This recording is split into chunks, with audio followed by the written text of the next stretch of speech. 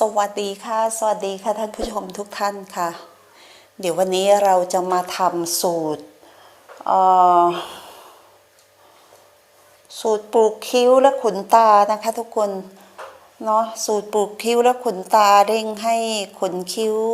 ดกดำนะคะเร่งให้ขนคิ้วดกดำแล้วก็เร่งให้ขนตายาวไวนะคะเนาะสิ่งที่เราจะต้องเตรียมก็หาเตรียมชามผสมมาไว้เลยนะคะ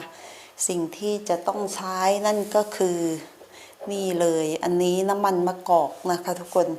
น้ำมันมะกอกน้ำมันโอลีฟนั่นแหละค่ะน้ำมันมะกอกสำหรับทำอาหารนั่นแหละค่ะนะคะเราจะใช้น้ำมันมะกอก1 ช้อนโต๊ะเนาะน้ำมันมะกอกก็มีประโยชน์เยอะแยะมากมายนะคะใส่น้ำมันมะกอกไป1 ช้อนโต๊ะนะคะน้ำมันมะกอกก็มีสรรพคุณเยอะไม่ว่าทางด้านผิวพรรณแล้วก็เส้นผม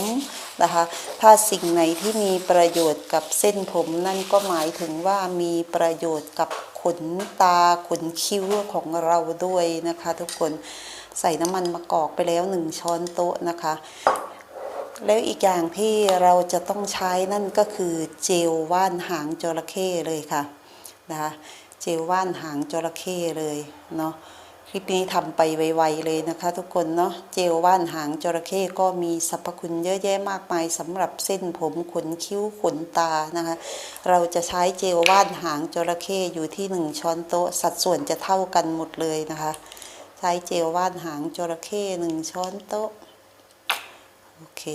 เราก็จะใส่เจลว่านหางจระเข้ลงไปแบบนี้เลยนะคะใส่เจลว่านหางจระเข้1 ช้อนโต๊ะแล้วก็คนผสมให้เข้ากันเลยค่ะวิธีทำไม่ยุ่งยากนะคะนะ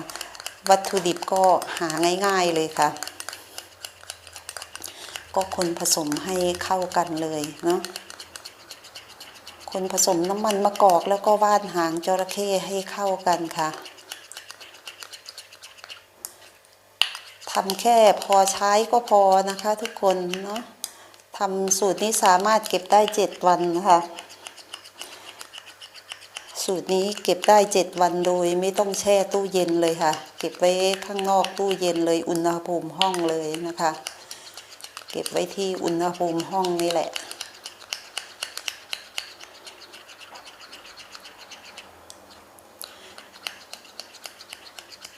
อากาศเย็นๆนี่น่าจะเก็บได้นานกว่า7 วันเลยนะคะสูตรนี้เมื่อเราคนน้ำมันมะกอกแล้วก็เจลว่านหางจระเข้เข้ากันดีแล้ววัตถุดิบอีก1 ตัวที่เราจะต้องใช้นั่นก็คือน้ำมันละหุ่งนะคะจริงน้ำมันละหุ่งนะคะอันนี้คือน้ำมันละหุ่งเนาะน้ำมันละหุ่งก็มีประโยชน์เยอะแยะมากมายนะคะน้ำมันละหุ่งนะคะช่วยให้ขนคิ้วนะคะงอกอย่างเป็นธรรมชาติค่ะนะคะน้ำมันละหุ่งนี่สรรพคุณเยอะแยะมากมายไม่ว่ากับเส้นผมไม่ว่ากับขนคิ้วแล้วก็ขนตานะคะอันนี้แค่ก็เอาออกมาแล้วเนาะน้ำมันละหุ่งเราก็จะใช้น้ำมันละหุ่งนะคะอยู่ที่1 ช้อนโต๊ะเลยค่ะสัดส่วนเท่ากันหมดเลยนะคะสัดส่วนเท่ากันหมดเลยวิธีทำไม่ยุ่งยากเลยค่ะใส่น้ำมันละหุ่งไปเลย1 ช้อนโต๊ะนะคะทุกคนน้ำมันละหุ่งนะถ้าเป็นเมืองไทยนี่หาง่ายมากเลยค่ะถ้าเป็นอยู่เมืองนอกนี่นะขวดหนึ่งก็ราคาแพงเนาะแต่ว่าบ้านเรานี่นะเมืองไทยนี่หาง่ายค่ะวัตถุดิบทุกตัวหาง่ายหลังจากนั้นก็คนส่วนผสมทั้งหมดให้เข้ากันเลยค่ะสูตรนี้สำหรับขนคิ้วนี่ดีมากเลยนะคะยังใช้ได้กับเส้นผมด้วยนะใช้กับขนคิ้วขนตานะคะใครอยากมีขนตาที่ดกสวยเป็นแผงนะคะอยากมีขนคิ้วที่ดกดำนะคะใช้สูตรนี้เลยค่ะคนส่วนผสมทั้งหมดให้เข้ากันนะคะ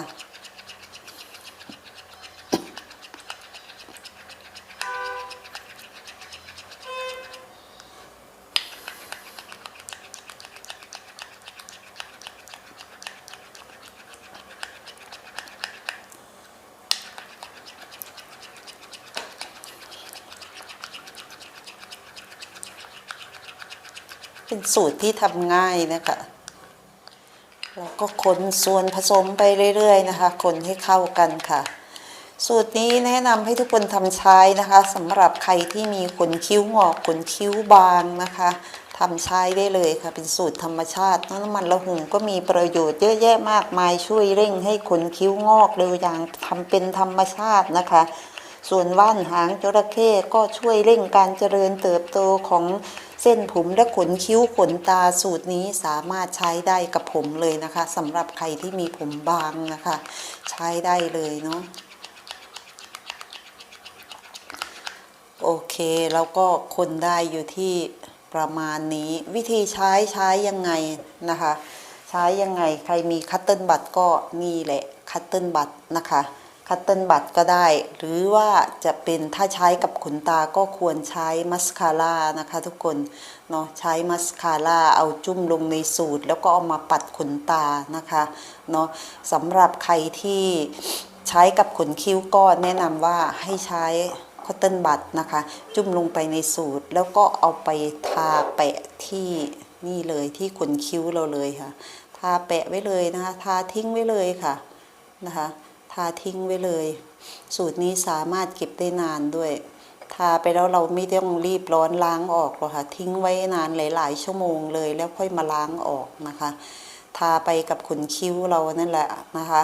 ทาไปเลยนะคะทำบ่อยๆค่ะทำบ่อยๆเพื่อให้ได้ผลลัพธ์ที่ดีนะคะทำบ่อยๆทำไปบ่อยๆเลยนะคะเก็บส่วนผสมนี้ในภาชนะที่สะอาดนะคะแล้วก็สามารถเตรียมสูตรได้ทีละปริมาณมากๆค่ะเพราะว่าสูตรนี้มันเก็บได้นานนะทุกคนไม่จำเป็นต้องไปเก็บ1 อาทิตย์หรอกค่ะแล้วก็ไม่จำเป็นต้องแช่ตู้เย็นด้วยนะคะเพราะว่ามันเป็นสูตรที่ทำจากพวกสารสกัดที่มันผ่านเทคโนโลยีของเขามาหมดแล้วเนาะไม่ว่าน้ำมันสกัดจากน้ำมันละหุงแล้วก็ออยล์มะกอกที่ทำอาหารเรานี่แหละค่ะนะคะออยล์มะกอกหรือว่าจะเป็นน้ำมันมะกอกอะไรอะจำปาทองหรืออะไรอย่างงี้ก็ใช้ได้เลยนะคะนั่นก็มีประโยชน์เยอะแยะมากมายนะคะเก็บไว้ที่อุณหภูมิห้องค่ะไม่ต้องแช่ตู้เย็นเลยนะสำหรับ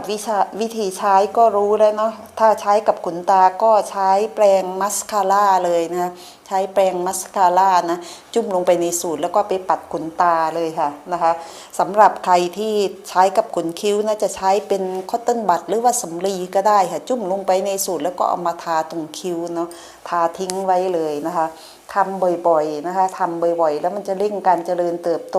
นะคะของขนคิ้วจะทำให้ขนคิ้วเราดกดำนะคะเนาะน้ำมันละหุ่งช่วยให้ขนตาและขนคิ้วยาวและหนาขึ้นนะคะสูตรนี้ยังสามารถใช้ได้กับเส้นผมด้วยนะคะทุกท่าน